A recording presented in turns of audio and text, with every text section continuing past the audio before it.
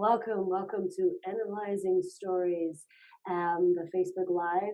And today I want to look into Tony Robbins' TED Talk because I had a lot of requests for that one. It's a very popular talk, so better just get that out of the way, I figured. Let's see.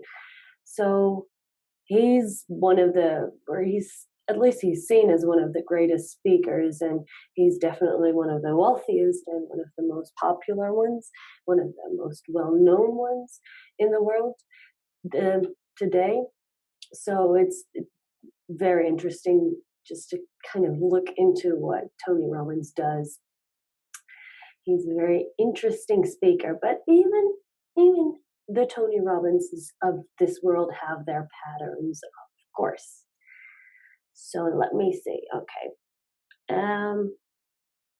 Let me just take a look at the first few seconds of his speech, because what he does, he puts in a little humble brag even before humble brags were even a thing.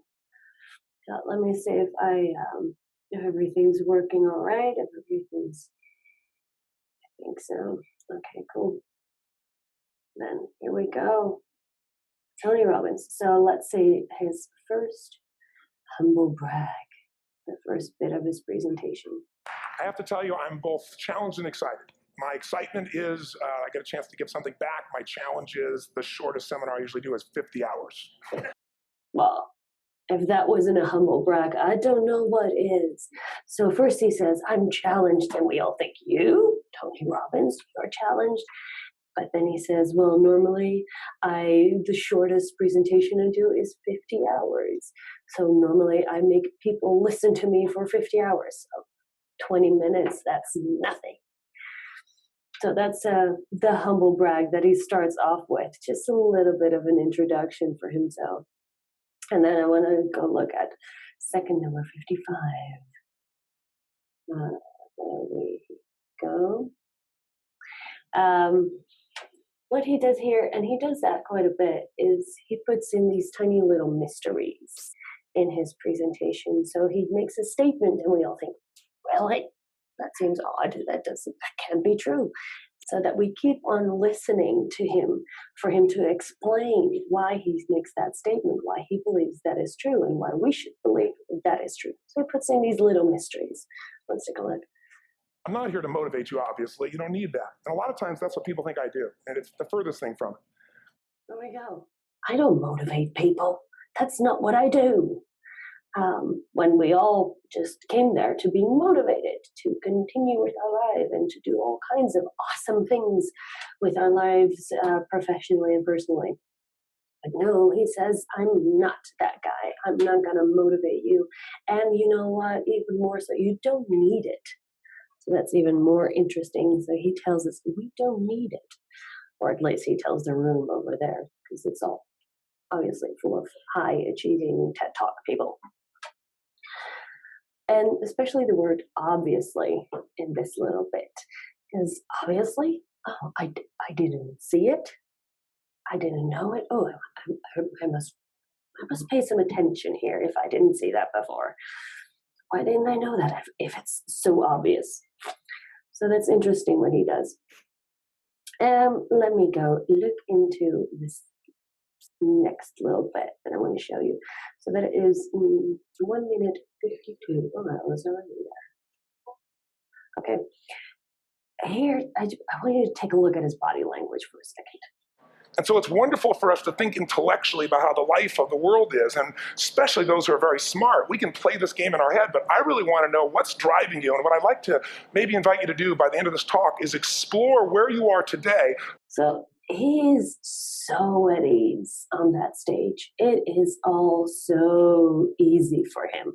It is nothing more than a bit of a conversation. Come on, let me put my hand in my pocket. Let me stroll up and down the stage. I'm just pondering these things for a little bit. He is so relaxed. You seldom see a speaker who is that relaxed and can pull it off. You can be relaxed on a stage, but you should never, be too I don't know, be too easy about it, because then we don't feel like you're working for it. So, and we do want to see that a speaker is working for it, but we don't really get that feeling with him. He is definitely working for it, but he's just comfortable there. This is where he belongs. So that's, if we all could achieve that at one point, I think we're done. That would be great. Okay, let's see what is the next part. 2 minutes 20. 2 minutes 20. Oh yeah, and this is where his pattern comes in. The pattern that even he has. So what I noticed what he does is he puts in these alert words, and his favorite alert word is so, which signifies a new topic or something he goes deeper into. So he says, so, and then gives one sentence or two sentences of an introduction of the topic, and then starts to preach, like really, really quickly speaking, really fast. He does that a lot. So now here he just finishes one of the rants, so to say, one of his moments of preaching, and he moves into, you can see the alert word, so, and then he gives an introduction, and he goes on the next rant, for lack of a better word, let's say. Everybody, and everybody appreciates everybody. So I've had an obsession basically for 30 years. And that obsession has been what makes the difference in the quality of people's lives? Introduction. What makes the difference in their performance? Because that's what I got hired to do. I got to produce the result now. That's what I've done for 30 years. Did you see it? So first he was on this rant. He goes on. It's not really a rant, but I don't have a better word for it. Not a native speaker over here. But he just, speaks very quickly, and it's even hard to follow him until his alert word, which is in this case so, which he uses a lot. And then he gives a short introduction, and then he goes back into this rambling. And that he does all the time. Every 20, 30 seconds or so, he has an alert word and goes into another one of those rapid speech moments. So it's interesting to see that. And I have another example of it at 3:30. Another example. It can happen, whether it be your business, your contribution to society, money, whatever it is for you, your body, your family. But the other lesson of life that is rarely... Here, the alert word was but. But the other lesson in life, but. That's, okay, a new topic. ...mastered is the art of fulfillment. Because science is easy, right? We know the rules. You write the code, you follow those, and you get the result. Once you know the game, you just, you up the ante, don't you? But when it comes... And here he starts speaking more rapidly already. He does 1 or 2 sentences of an introduction after the alert word, and then goes really quickly back into his rambling. And let's see, what I find very interesting is, especially on after the introduction, so he starts speaking really quickly after the introduction. You have the alert word, introduction, ramble. And when he speaks so quickly, it almost, or sometimes it is just hard to follow him. You can't, follow every single word he says, especially if you're not a native speaker. And I consider myself to be, relatively good at English for a non-native speaker, but it is just, it goes so fast without being ADHD. Sometimes when someone's speaking really fast, you just get nervous from it. And that's not what he does. He just raises the level of energy in the room. Even when you're watching it from home, or like me, from a co-working space in Colombia, you just get hyped up. And that is what he does really well. That is one of the things that really signifies Tony Robbins. It's, when you're there, when you're in the room, even when you're watching from home, you just get hyped up. That's really interesting.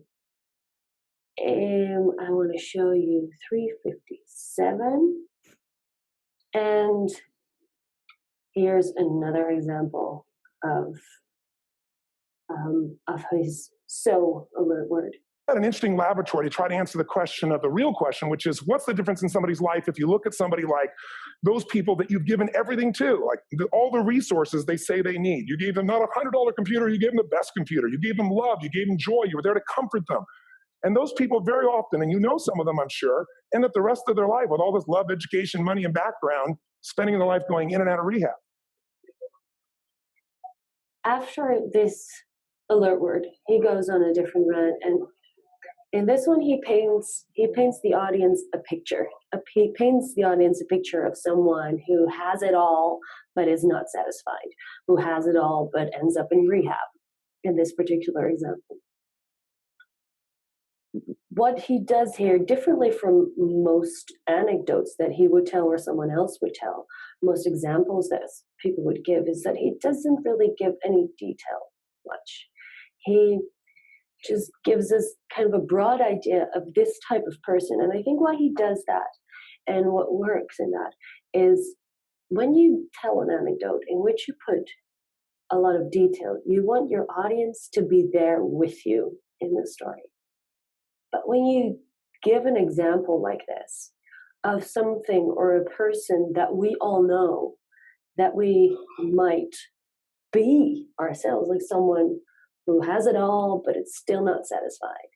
We might be that person, or at least we all know someone like that. So what he does by not giving so much detail is bring him to the audience, bring him to their personal story. And if you give too much detail, you run the risk that those details don't match your personal experience, your personal story, and then it's shattered. Then it doesn't work. But if you paint this broad picture of a person that you know that we all have in our lives, or we might even be, you paint this broad picture, then we can really put ourselves in that story, and then that story becomes ours. So give detail when you want your audience to be there in your story, but withhold some detail when you want to be there in your audience's stories. I think that's what he does here. That's very, very nice. It works very well.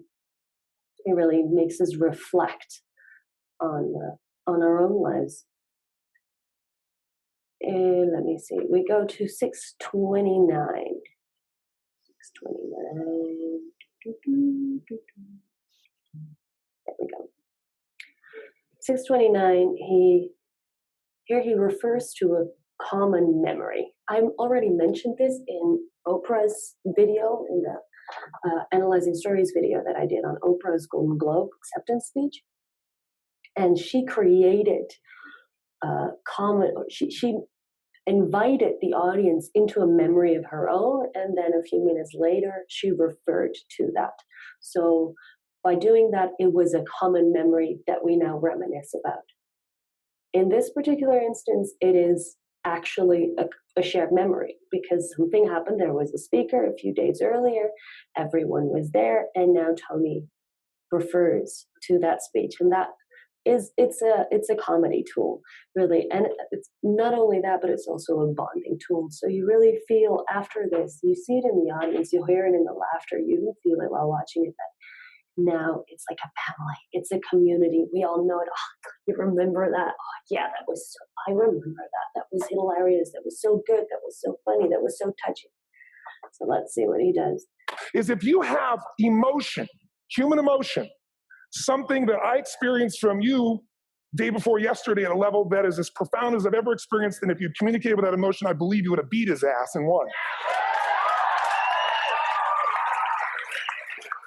Big applause from the audience because we were all there. We all know what this is about. It's first of all, it's a common memory about the presentation that happened a few days earlier, but it's also a common memory that goes back a little bit further about something that happened in the Supreme Court. I don't know, I'm not American, but it seems very important to the whole audience. And he didn't win, and he should have won.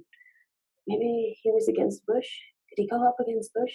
I don't know who that person is. Tell me who that person is in my comments. So, bonding tool. Yes. Common memory.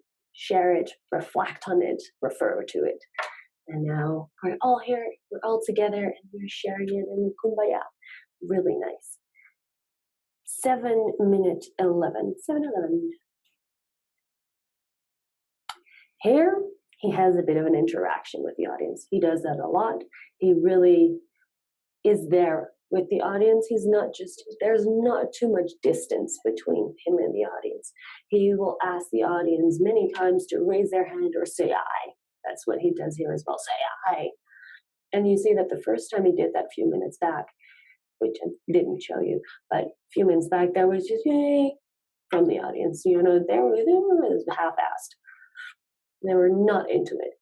But now, they're invested in his speech, and they're hyped by his rapid talking already. So now they're all in for it. But there was emotion that was there. How many know what I'm talking about here? Say "I." So it's not just raise your hand. No, he asks them to make a noise, to use their voice. And that will raise the energy level in the room even further, because when you do that, raise your hand, yeah, it's okay. But when you say "I," then you really have to scream that out. That's energy in there. And that is what he wants. He wants the audience to be high energy all the freaking time. So that's also what he does at his own events. Okay, there's dancing, there's music. You walk in the morning and you're, it's, 7 o'clock in the morning, and you're all dancing and high-fiving and hugging, and it's all high energy. It's all really, really up there. That's what he goes for. I think what he does is he goes on a trampoline before he goes on as well. He actually does that just to raise his own energy levels. And at 8:52, he gives us some real life experience that we all know. So it's sort of a common memory. And so he doesn't actually go into them, but he just says one sentence and we all know what it's about. And we all get the chills from it. When a woman stands up and says, "No, I won't go to the back of the bus," she didn't just affect her life. That decision shaped our culture. Or someone standing in front of a tank. Or being in a position like Lance Armstrong, and someone says to you, "You've got testicular cancer." That's pretty tough for any male, especially if you ride a bike. Well, that last one, in retrospect, might not have been the best example ever, but he didn't know that back then. So this is a speech from 2006. I don't know when the whole Lance Armstrong thing exploded, but he didn't know that back then. But what he does is one sentence. When you stand up and say, "No, I'm not going to go to the back of the bus," that is just one example, and that we all know what's going on. He doesn't have to say any more than that. And then the last little bit that I want to show you is at 9:30. And this, I really take note of this, because this is Tony Robbins, one of the biggest speakers in the world. And he, only after almost 10 minutes, he starts giving out some credentials. Whereas most speakers I see in my daily life, presenters on stage, wherever, at conferences, any speakers really, they take up the first 20 minutes of their presentation just by explaining their resume. And no one cares. Nobody cares. So don't do that. Be like Tony. He only after almost 10 minutes, he gives a few sentences of his credentials and leaves it at that. That's the difference in human beings that I've seen of the 3 million I've been around. Because that's what my lab. I've had 3 million people from 80 different countries that I've had a chance to interact with over the last 29 years. And after a while, patterns become obvious. That's it. 3 numbers. That's it. His credentials. So please, next time when you go on stage, don't spend the first, I don't know how many minutes, even the first 5 minutes on explaining your resume, because nobody cares. He first gives us about 9 minutes of actual valuable content before he starts talking about himself. That is what you need to do. Give us something first before you start, do your bragging or humble brag or give your resume or whatever. Don't do that. We don't care. We want to hear your content, unless you're Barack Obama. And if you're Barack Obama, thanks for watching. Okay, guys, that's all I had on Tony Robbins in Analyzing Stories. Please watch the next one and subscribe if you're watching on YouTube. And see you next time.